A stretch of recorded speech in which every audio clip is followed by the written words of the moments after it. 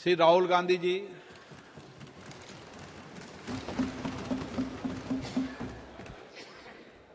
Thank you, Speaker Sir. It's nice to be speaking for the first time in the new House in your presence. I stand in support of the Women's Reservation Bill.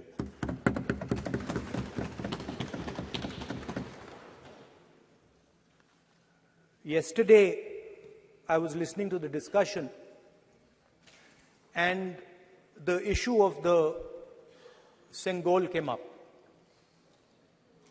And there was a conversation, a to and fro, about the Sengol. And also a little bit about the conversation about the transfer of power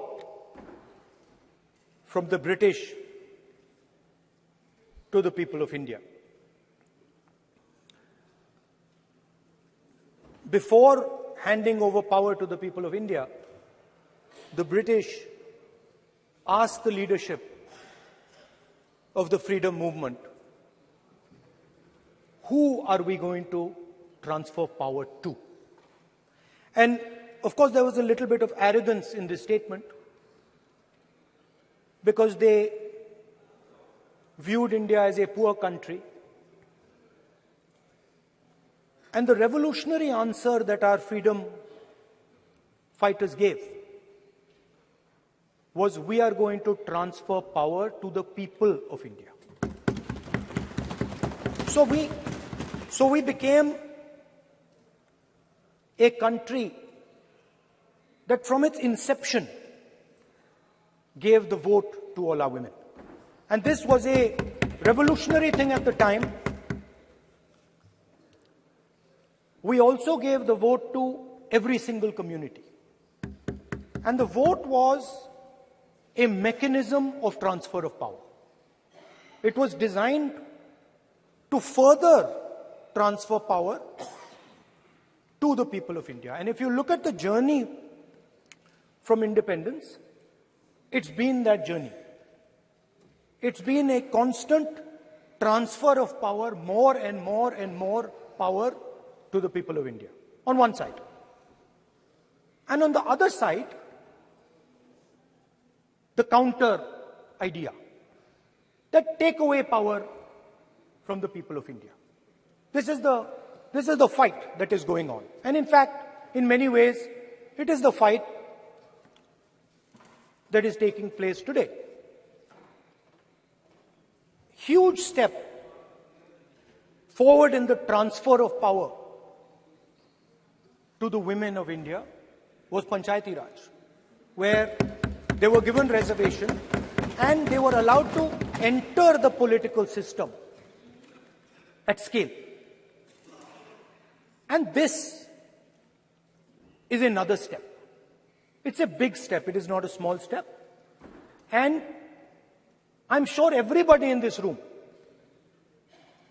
the treasury benches, the opposition, everybody agrees that this is a very important step for the women of our country. They fought for independence. They are as capable as any man, in many ways more capable, and should be given as much space as they possibly can be given. There is one thing, in my view, that makes this bill incomplete. I would like to have seen OBC reservation included in this bill.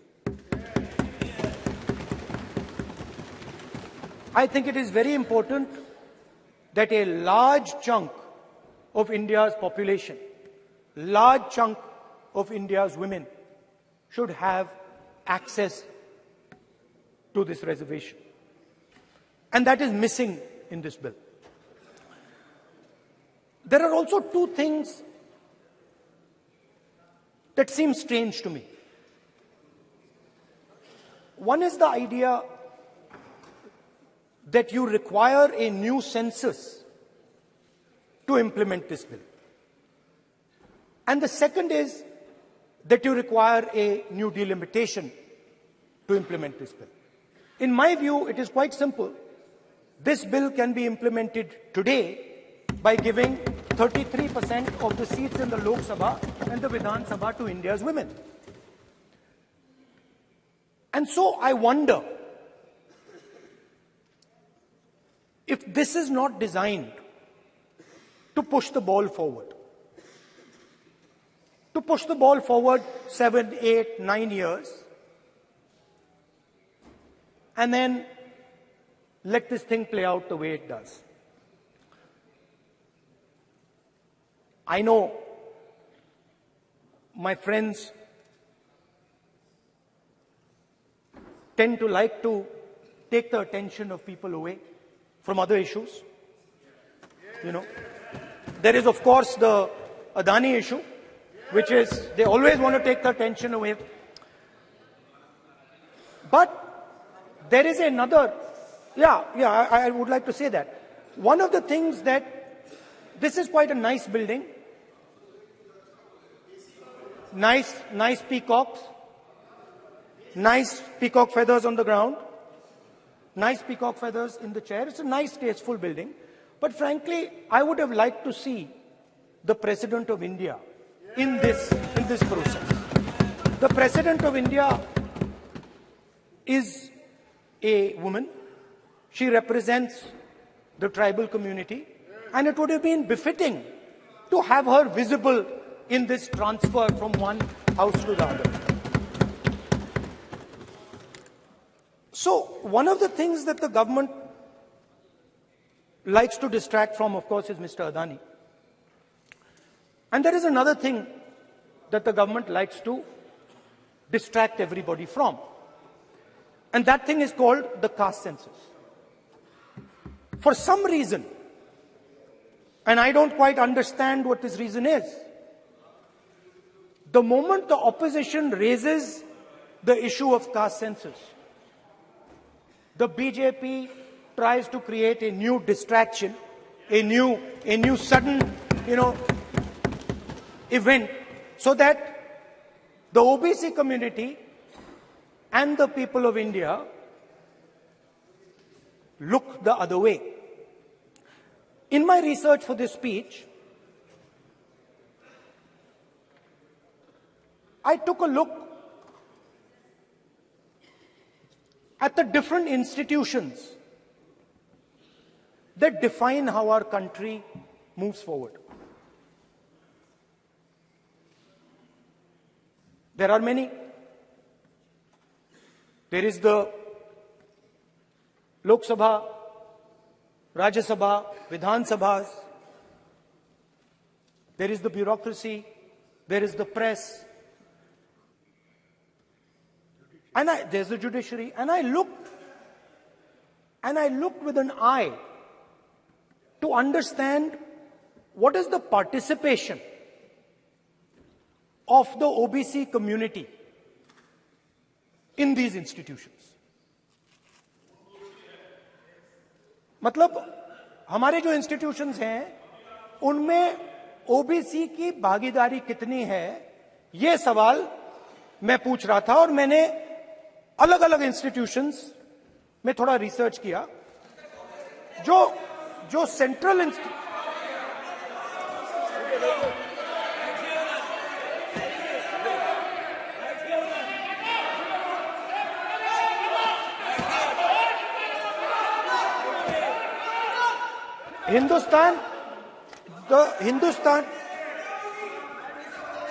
the central, don't worry, don't be scared, we are discussing, डरो मत, हम caste census की बात कर रहे हैं, डरो मत.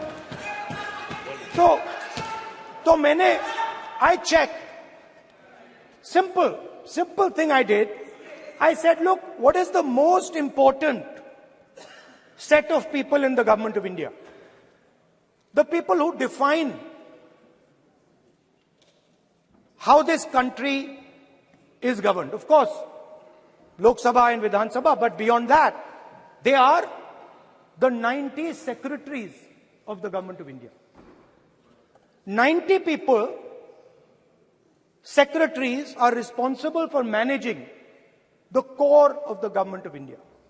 And I ask myself the question, how many of the 90 people come from the OBC community?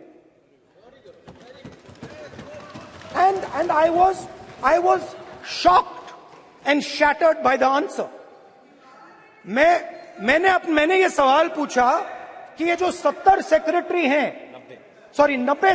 हैं, ये जो हिंदुस्तान की सरकार को चलाते हैं, जो बजट को चलाते हैं, इनमें से ओबीसी कितने हैं? नरेंद्र मोदी जी प्रधानमंत्री हैं, ओबीसी के लिए काम करते हैं। मैंने ये सवाल पूछा। मैं आपको जवाब देना चाहता हूं, हिंदुस्तान के सेक्रेटरीज 90 में से सिर्फ 3 ओबीसी से हैं। और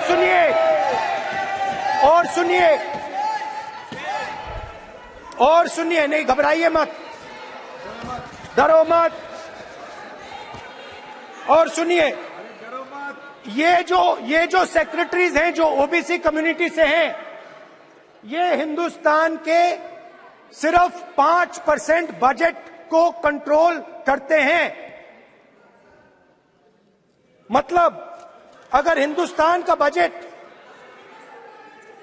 44 लाख करोड़ का है, तो ये 2.47 लाख करोड़ मतलब 5% कंट्रोल करते हैं। और सुनिए, मैं कर रहा हूं, मैं वहीं आ रहा हूं।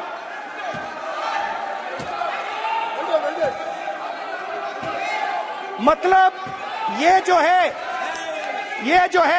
आप ओबीसी की बात नहीं सुनना चाहते, ओबीसी की बात नहीं सुनना चाहते, ओबीसी की बात नहीं सुनना चाहते, ओबीसी की बात नहीं सुनना चाहते।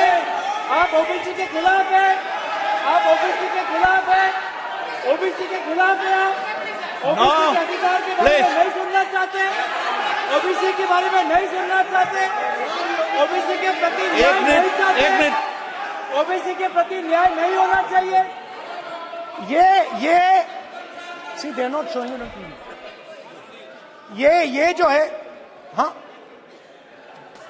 मैं माननीय सदस्य से आग्रह करूंगा, एक मिनट रुकिए। माननीय सदस्य से मैं आग्रह करूंगा, एक तो ये महिला आरक्षण बिल है, और दूसरा सभी माननीय सदस्य समान है।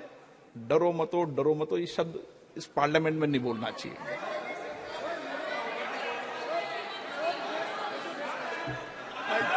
सर, ये जो डिस्कशन है, sir, speaker sir, this discussion,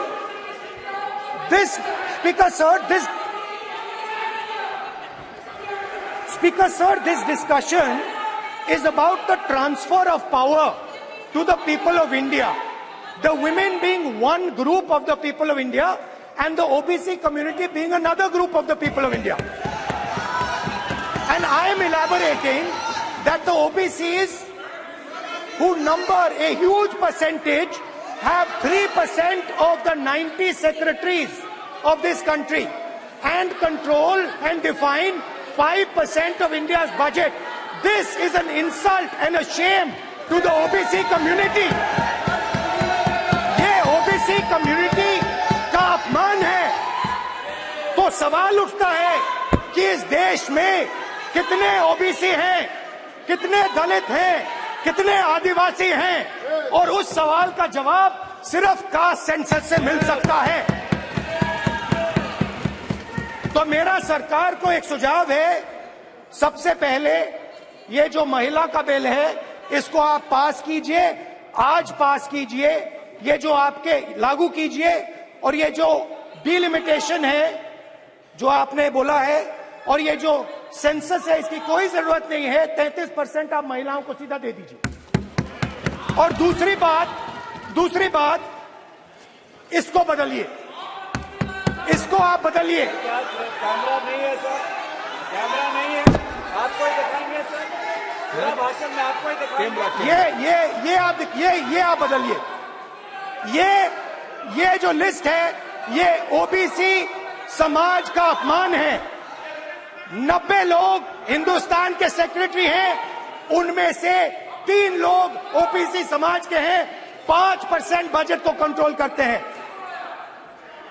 तो जल्दी से जल्दी आप कास्ट सेंसस कीजिए, जल्दी से जल्दी जो हमने कास्ट सेंसस किया था उसका डेटा आप रिलीज कीजिए, और अगर आप नहीं करेंगे तो हम कर डालेंगे। Thank you. धन्यवाद।